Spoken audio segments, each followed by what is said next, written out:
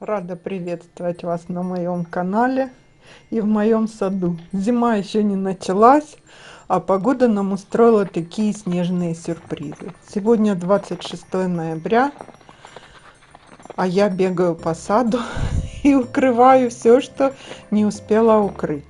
Сегодня расскажу вам, что я делаю со своими рододендронами зимой. Оговорюсь, что это не касается тех садов, и вы можете не смотреть даже видео, которые в более южных регионах. У кого рододендроны старше 5-7 лет, они прекрасно уже справляются со всеми непогодами самостоятельно. И те, кто не живет посреди поля, среди ветров ураганных, у нас такие ветра бывают, что унесли наш кокон, вот это белое кресло кокон унес ветер. Вы представьте, какой силы. Поэтому мне приходится своих малышей, которым всего 2-2,5 года, укрывать. Кому это актуально, расскажу и покажу. Предыдущее видео мое, где я про ледяной дождь в моем саду рассказывала, вот как выглядит мой рододендрон. Это сорт Германия. Розовый, нежно-розовые, такие даже коралловые цветы с крапом и светлой серединой нереальной красоты. Что я пыталась сделать, когда дождь начался? У меня не было еще агроволокна моего белого, и я пыталась от дождя этого ледяного накрыть сверху, чтобы прямого дождя на листья не было. Но, как видите, это совершенно не помогло. Это черное агроволокно, и оно промокло. Вот тут от забора листики частично остались сухие. Я показываю. А вообще бестолковая была затея. Но я пыталась что-то сделать. Пока ждала 3 дня посылку. Рулон агроволокна плотностью 50. Вот тут под ящиком вот такой малышок наш белый. Это маленькие кадры, когда я его только посадила. Уже он весь на почках, на бутонах. Сейчас я вам расскажу и покажу, что и как. Еще раз оговорюсь, это не касается взрослых очень кустов и южных регионов. Мое укрытие. Смотрите. Рада всех приветствовать на своем канале. Как и обещала, снимаю видео про мои рододендроны. Переоделась в рабочую одежду. Сейчас мы будем снимать вот это временное их укрытие от ледяного дождя. Я вам показывала, как я пыталась закрыть его. И получили мы агроволокно мое. И будем укрывать. Возникает вопрос у многих, надо ли укрывать рододендроны или не надо. Я скажу по своему опыту, что рододендроны, они вообще морозоустойчивые растения. Выдерживают и морозы, и снегопады, и ничего, по идее, с ними не будет. Вот уже листики оттали. Но страдают рододендроны от холодных зимних ветров, высушивающих. И снегопады, снег может завалить, вот так завалить их и поломать просто ветки, физически поломать. Они-то от мороза не страдают, но они поломаются. А холодный ветер высушит листья и цветочные наши почки, вот такие шикарные. Ничего с ними не было. Вот они оттали, с ними все хорошо. Они держат такую температуру. Ну, была и не сильная температура, -4, -3 где-то. Укрывать я буду спанбордом, агроволокном плотностью 50, один слой. Обмотаю вот так. Сейчас вам покажу. Вот это снимем. Обмотаю, забьем вот такие наши гвоздики, как я розы когда укрывала, я вам показывала. Это из обычного строительного магазина для крепления утепления на стены. Мы дом утепляли, когда, поэтому я и знаю. Они легко забиваются. Если нет, то можно обычными кирпичами, камнями даже привалить по краю агроволокно или укрывное. Использовать надо белое. Темное не подходит. Темная не пропускает свет. А нам надо, чтобы солнечный свет, хоть такой и слабый, сейчас попадал на наши кусты. Вечно зеленые, красивые. Это рододендрон Германия. Я вам показывала фото, как он цветет необычайно красивыми розовыми цветами, а в середине светлый и с крапом. Невероятный.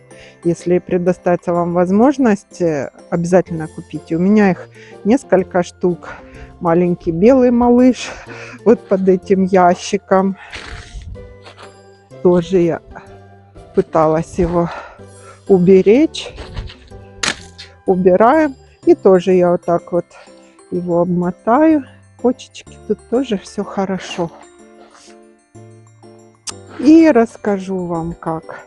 Предварительно я забила такие штыри, можно какие-то палки, что у вас есть, чтобы и чуть больше, чем размер куста, чтобы вам, чтобы вам просто агроволокно не задевало ваш куст. Я сейчас все это буду делать, а вы можете понаблюдать.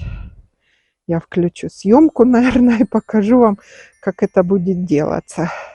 Ну и потом аналогично с остальными кустами поступим так же само. Сегодня у нас +3, дождь. Сейчас 2 часа, по-моему, дня. Вот такая погода у нас. Начинаем нашу обвязку. Я, конечно же, предварительно обмерила, сколько нам надо агроволокна сюда. Потом мы это убираем. Позабиваем вот эти все штырьки на одну высоту. Так, вот этот у меня что-то сюда он... Ой, что-то он выше. Еще кривой какой-то. Ладно, я его наклоню. Так, примерно надо выше уровня рододендрона. Значит, агроволокно я отмерила в начале радиус и, значит, раскладываем, чтобы тут было немножко у нас находило на землю. Если где не хватит, положим кирпичи. Ну, вы понаблюдайте, как я делаю. Я буду делать.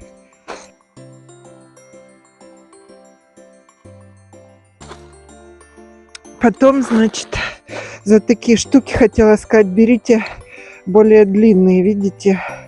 Вот эти хуже, как можно длиннее. Они крепче держат в земле все это дело.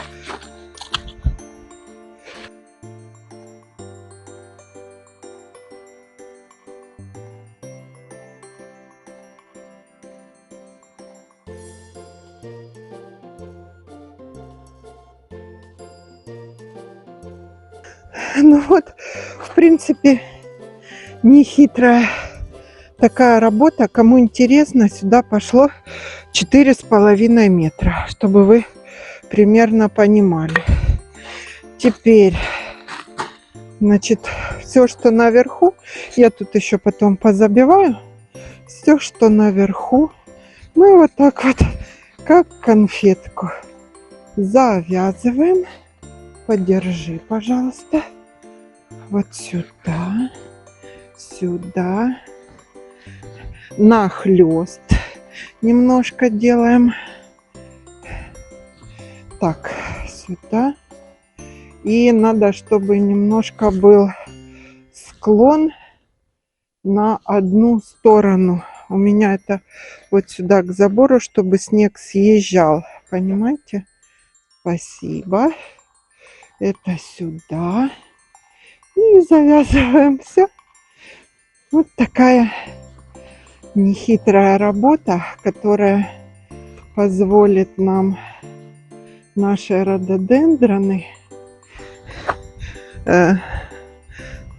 подстраховать от морозов. Понимаете? Цветы настолько там красивые у него. Аналогично я сейчас и остальные. Еще 2 больших у меня и малыш. Ну, малыша быстро. Малыша, в принципе, можно, знаете, как и не обвязывать, а под ящик положить просто кусочек. Может быть, мне так сделать? Вот так. Сюда будет скатываться снег. Это держит. Это. Сейчас еще вот тут. Так. Вот вам что случилось. Надо его ниже забить. Красавчик. Ты чего мне? Ай, порвал. Дырочку сделал. Ну, нехорошо. Так, тут еще забью. И вот тут этот нахлест сделаю. И все. Надо, чтобы сильный ветер не раздувал нам. Можно еще вот так по периметру, я, наверное, сделаю. Обвяжу его. И вон красота какая получилась. Конфетная. Вот такая конфета у нас. Сейчас буду обвязывать и забивать еще.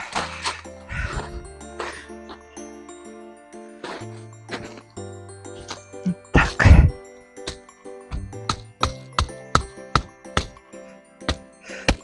Вот эти маленькие, они, конечно,